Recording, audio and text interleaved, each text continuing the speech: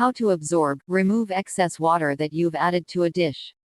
My cooking style involves putting a bunch of ingredients, e.g., chicken, rice, mushrooms, tomatoes, in a pot, adding water and seasoning, turning on the heat, and coming back half an hour later. Don't steal my techniques, please. The problem is that this highly scientific method is sometimes inaccurate in the amount of water that remains in the dish after half an hour. If the water is running low, I can just add more, problem solved. But what can I do if there is too much water? It's true that I can try to learn from my mistakes and add less water next time. However, is there a way to save the dish? I know I can just remove the top, turn up the heat, and let the extra water boil off, but sometimes that will overcook everything to a mush.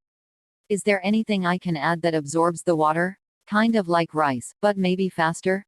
This sounds just like my cooking technique, and I have come up with a few ways to recover from overwatering. Always lowball the amount of water like you said, you can always add water later. But if you're not watching the dish, you don't want the water to run out and burn. Cornstarch is a good way to thicken up the water into something more saucy. This is my preferred method if the extra water actually has flavor, because it adds a nice sauciness to the dish. Make a cornstarch slurry by mixing cold water and some cornstarch, then add that to the hot dish that's still cooking. You want to cook the dish for a few minutes after adding cornstarch to let it thicken and cook out the raw flour flavor. You'll have to adjust the amount of cornstarch depending on how much water there is, but a little goes a long way. It's way more absorbent than flour. Remove the lid and stir occasionally. This is the easy way, but it takes a while and sometime you can cook your dish into mush.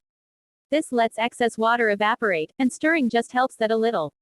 Stuff happens to us all, especially when using highly scientific methods. If your seasonings, flavors are the way you want them and the only issue is too much liquid, just ladle out until you are left with the amount of liquid you want.